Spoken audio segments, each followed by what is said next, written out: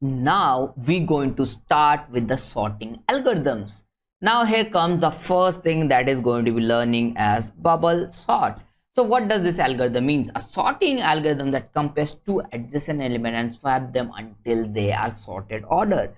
So what we're going to do is, here you can see that this array is given and we're going to compare adjacent element and we'll get it to the correct position. So the bubble sort algorithm works by repeatedly swapping adjacent element if they are in the wrong order. So in each pass, the largest element bubbles up to its correct position at the end of the array.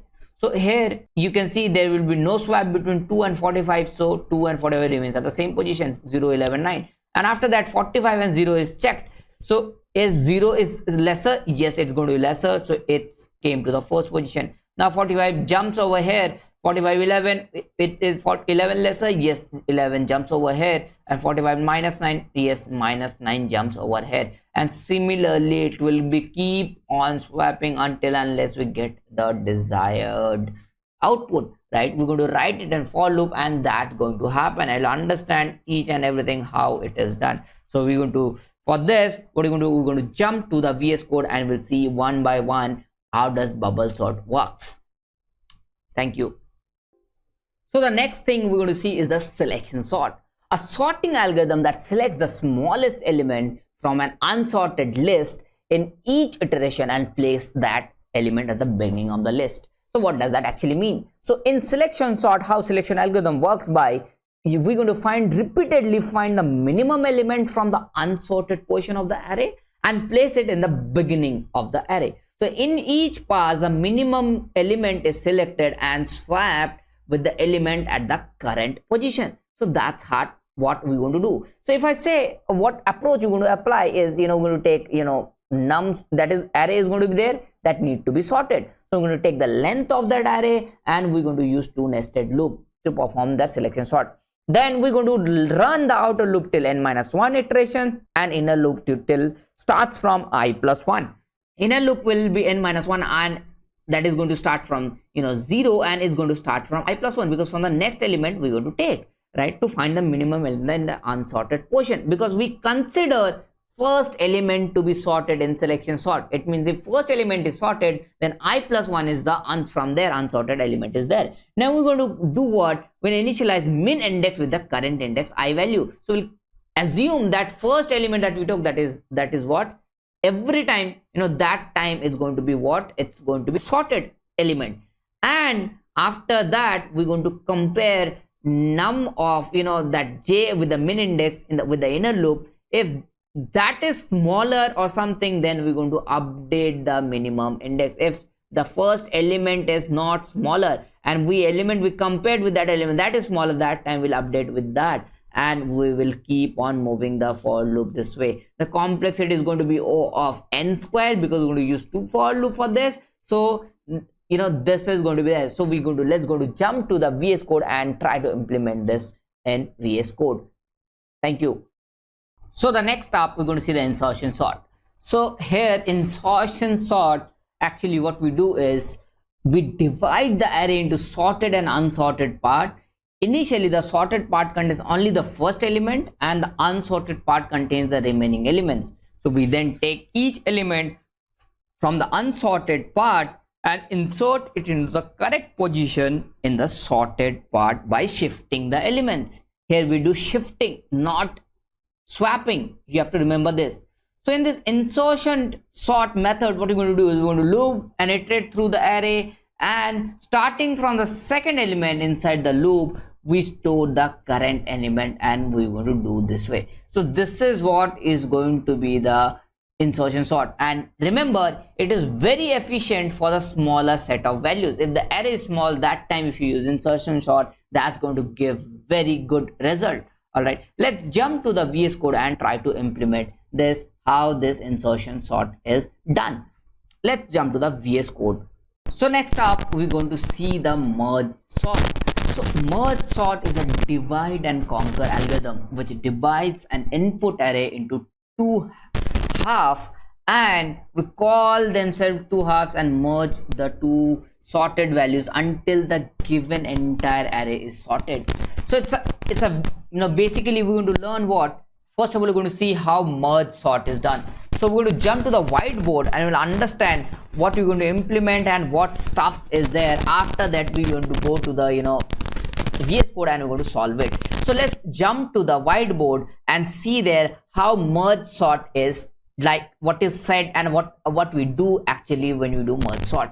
Let's jump to the whiteboard and see there how it is done. Now we jump to the VS Code and here we'll see how merge sort is done. So as we said, merge sort is an efficient algorithm. That's a divide and conquer algorithm, right? So we're going to use by divide and conquer approach. Okay, now what's there? Let's suppose one bigger array is there. This bigger array is there, and this array is divided into subparts and solved, and then it is merged. So what is the thing we're going to do? We're going to create one merge function that's going to be there, and merge sort function is going to be there. That merge sort function is going to be done by recursive call. So we're going to do recursive call, and that merge sort function is going to work. And merge function is going to there, which is going to merge the element. So how to merge the element? Let's understand that first. Okay, let's take these two sub arrays. Like suppose it is divided, and after that how to merge it, that is the question. So what we'll do is, this is the one sub array 1 and this is the sub array 2, and so its index starts from I equals to I and this j, you can see from here. So what we'll do is, we'll every time compare first like array of I with array of j. You can see from here, array of I with array of j. So I equals to 0, j equals to 0. So 5 is less than 10. So whichever, will write the algorithm such a way that whichever is less, will push it into the new copied array and will increment that. So 5 is less, so 5 will be put into the array, in the merge array. All right, so we given 5 inside the array. Let's add I plus plus. So I is pointing now to 20. Now I is now pointing to 20. Still j is in the pointing to 10. Now in the second iteration, what will happen? 20 it will be compared, 20 and 10 will be compared. Whichever is less, that will be put inside the array. So I'll put 10 here and I'll increment j here. You can see whichever is getting inside the array, that is incremented. Similarly, I'm going to, now j is also pointing to 25. Now 20 and 25, because initially what it was in the 0th location, I went to 20 from here. The 20 and 25 will be compared. Now 20 is less, 20 will be putting forward and I'll be incremented. Now I'll be going to 30. This way the array will get filled. All right, and after that you're going to see that if some elements left with the comparison, will directly copy those elements directly in this array, because it is not necessary that right and left sub array will have same number of elements. It is not necessary, right? So it means if left sub array some elements are left, we're going to directly copy over here, because that's going to be sorted, because this is the merge function we're seeing right now, that how to merge it. All right, so we'll divide it, definitely that's going to be there. So this is an array. Let's take this an array. So division is how it's going to work. So we're going to divide it by middle. So see, one array sub array is created and this sub array is created, and differently. All right, then it's again divided into two parts. Okay, this again divided into two parts. Now further it cannot be divided, this two cannot be divided, right? So now we have to merge it. So we're going to check array of I is if less than array of j, that we were doing few minutes back, right? So here 38 will be compared with 27, which is less, 27 is less. So 27 will be put forward and it will be incremented, but nothing is there in this array. So what we'll do, we'll directly copy this element here. So 27, 20, 38. Similarly, this will happen for this, will happen for this also, and you can see that here what is happening,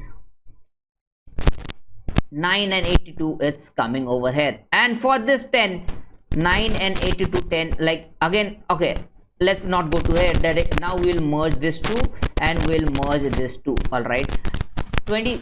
So this is I, this is j. All right, array of I is less than array of j. 27 is less than 3. No, it's not. So whichever is smaller, we like put it in the array. So 3 is smaller, put it in the array and increment j. So j is now pointing here in the 43. All right, now 27 is compared with 43. Whichever is less, put it in the array. We put 27 here. All right, now I is incremented. I is now pointing to 38. Now 38 is compared to 43. Whichever is less, put it. So 38 is put here and I will be incrementing, but nothing is there, so we will end it here. All right, and this 43 will be copied directly. So this copying also doing. So if sometimes right subarray is lefting behind something, so then we copy the right subarray. If left is left behind, we're going to copy left subarray. So this is all about merging. This is how we going to do merge. Okay, now let's go ahead and see how the merge sort function is also written. So merge sort is nothing. We're going to write if start is less than end, then we're going to create the mid element, because we are dividing into two subparts, and we are dividing. Actually what you're doing, this is the algorithm name is divide and conquer. We divide first and then conquer. We divide first and then conquer. So what you're doing, we are dividing one by one and we are conquering it. So if you see the iteration will be huge, because you can see over here, this is recursion is going to happen, and in recursion, until unless first task is over, that time it's not going to end. So let me tell you, let me make it small so that you'll understand better.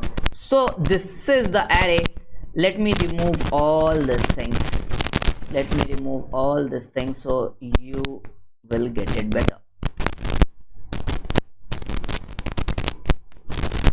Okay, now what you can see from here is this array.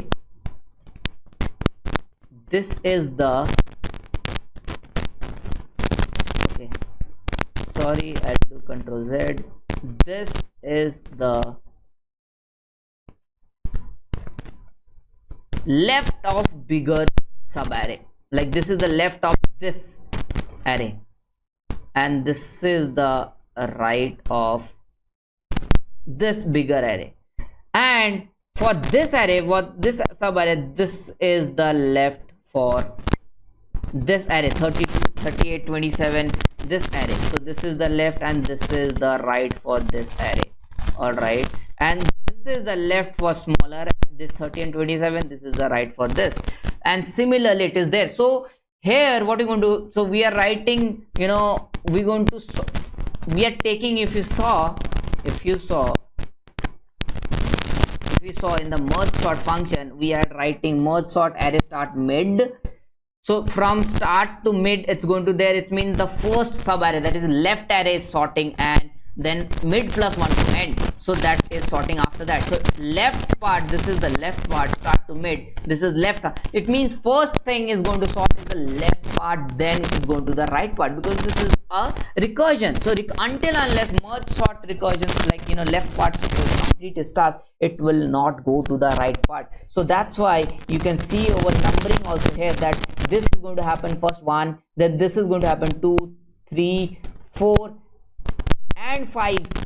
That way it's going to go right. It means it's going to do the left first, then it's going to do the right. So let's try to implement this in the VS Code and see how we can implement very easily. So we're going to create merge function, and we're going to copy whatever the elements which is left in the left or in the right, that may be left, because in comparison they may not have same number of elements. You can see 4 elements, 3 elements, so only can compare 3 elements. So left part will be copied, so we have to write one function for that also, isn't it?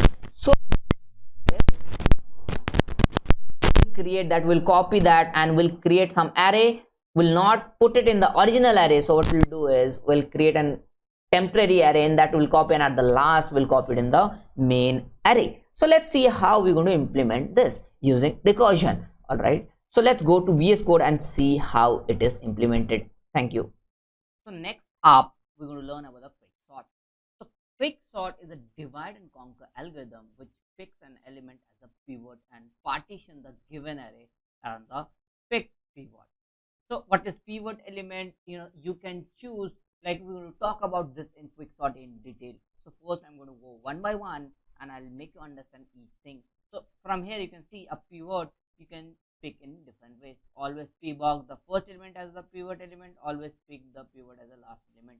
So you can choose whatever element in that array to be pivot element. So we will choose that last element to be the pivot element, or you can choose random also. Anything, any value is you can choose as a pivot element. Now what does this pivot element means? So let's jump to the whiteboard and understand what this pivot element means actually. So we jump to the whiteboard and we will one by one see what does this pivot element means. Alright, so here you can see the quick sort. Alright, so we're going to see each and everything about the quick sort. So here we can see that quick sort is a divide and conquer algorithm, right? So what does that mean? Like we're going to divide larger array into smaller array, you can see, and it will recursively sort the sub array. That is what we're going to do actually also, right? Now in this, when you're going to solve this quick sort, we're going to see three things to see, like so three things. In that three things is going to be the pivot element selection, partition function, and finally applying the process recursively. So first thing we're going to see, that is the pivot element.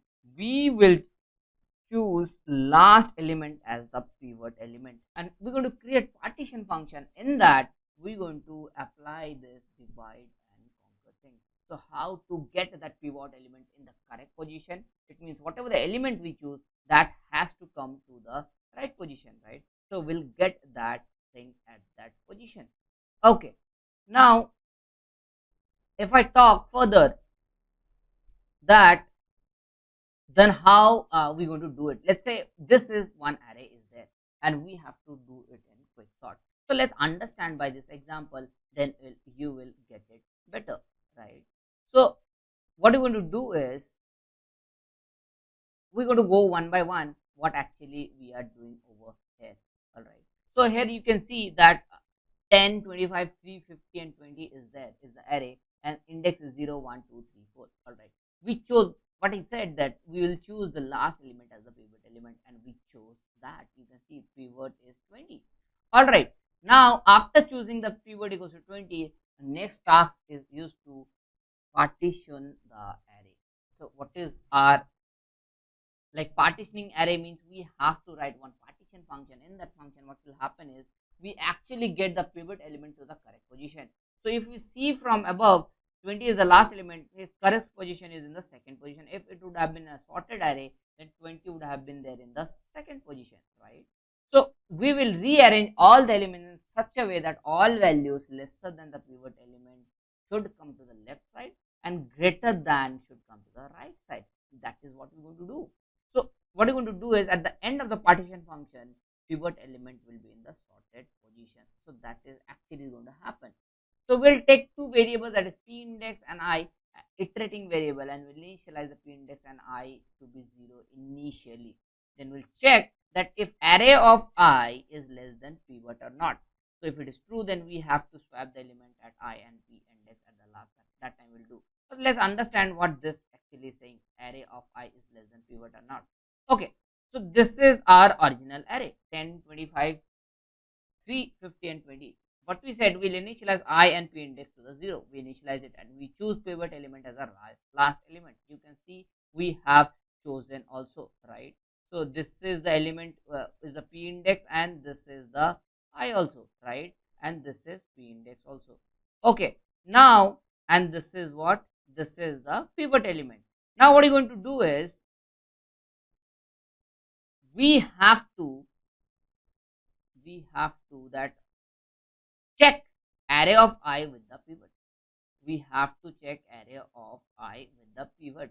So array of I is what? 10 is less than 20. So if it is true, so we're going to swap it I with the p index. We will swap it with I and p index, as p index has same value, so no change in the swap. So array of I and array of p index is what? Both are same. Array of I, because p index and array like I is pointing to the 0th position right now, isn't it? Now if I say, so here after swapping 10 will be swapped with 10, so that's going to be in the correct same position, right? Now after that, what is going to do, what's going to happen is I is going to be incremented. It was true, that 10, whenever it's going to be true, array of I less than pivot, that time will increment p index, remember this. So we increment p index, and I is the iterating variable, so automatically it's also going to be incremented, so both are pointing at the same position. Now 25 is going to compare with the pivot element, that is 20. 25 is less than 20 or not? No, it is not. So condition is false. So p index will remain in this position, but I is a iterating variable, so it will go on. So I will be pointing to 3 now, and p index will be remaining at the same position. You can see I is pointing to third one, but here you can see that this is pointing to the p index is pointing to the 25, right? Still, okay, not this is the not part. Okay, here I is pointing to 3 and p index to the 25. Now again, array of I is going to be checked with pivot element. Array of I is what? That is 3 is less than 20 or not? Yes, it is less than. Then it's going to be incremented. So p index is going to come to the third position. So now you will say that how 3 came here. So here, whenever it's because that is the end of the iterating variable. That after that it's not going to work. So that time we will swap it. We said one rule also, that at the last we will swap it, right? So again, once going to be checked, the condition is false, then at the last here will be what? Here 3 is there and 20 is there, right? So it's going to be swapped between both. The condition is there after swapping 25 3, because that condition is true here, so we swapped it and it's got the array like this. And after that the condition is false, this one condition is false and incremented, and I is going to the end. At the very last, what we're going to do is we're going to swap pivot and the p index. So pivot and p index of 20 we're going to come here and 25 going to come there, right? So after, if you see that start is pointing here, 10 is going to be the start, then this is going to be the end, this is going to be the end, all right, and this is going to be the p index. Okay, so this is the partition function, and we have to apply that partition function. So let's see how this partition function will work. So we'll go to the VS Code and we'll see each thing one by one, and we'll implement all things whatever we said. So in the quick sort function, we're going to call the partition function, that we're going to get the array and we're going to divide it and we're going to conquer it, right? And after that we're going to write right sub array. For the left sub array, that's going to sort, and for the right sub array it's going to sort, right? So we're going to do that and it will sort each and everything. All right, so let's jump to the VS Code, and for this one we'll end it here and we'll go to the VS Code and we'll solve the implementation of quick sort. The next sorting algorithm we will learn is the count sort. So a sorting algorithm that sorts the element of an array by counting the number of occurrences of each unique element in the array. So that is what a count sort is. Count sort is sorted in an auxiliary array, and sorted is done by mapping the counted as the index of the auxiliary array. All right, so it's a very efficient algorithm. So what actually count sort means is, a counting sort algorithm is a sorting technique that works by determining the count of each unique element in the input array and that information to construct a sorted output array. So what you're going to follow is, okay, let me tell the algorithm what actually it follows, how it goes. So what is the approach, like how it is designed? Let me tell you. So we're going to define the array, input array num, that needs to be sorted, right? And we're going to get the length using some variable, and after that we're going to find the maximum element in the array by iterating through the element. Then we'll create a count array of size max plus 1 to store the count of each element, and iterate through the input array and increment the count of each element in the count array. Then we'll modify the count array to contain the actual position of each element in the sorted array by adding the previous count to the current count. Then we'll create an output array of the same size as the input size to store the sorted elements. We'll iterate through the input array in a reverse order and place each element in the correct position in the output array based on the count array. Then we'll decrement the count of the element after placing it in the output array, and we will copy the sorted element to the output array. So this is the algorithm for that, and the time complexity of count sort algorithm is O of n plus k. So where n is the number of element in the input array and k is the range of the element. So count sort is efficient when the range of element is relatively small compared to the number of elements. So however, it requires additional space for the count of input array. So space complexity is also going to be n plus n plus k complexity, only O of n plus k. So let's try to go to the VS Code and see how it is done, and I'm going to explain each and everything how this count sort algorithm is designed. Alright, so let's jump to the VS Code and understand about this. So next algorithm we're going to learn is bucket sort.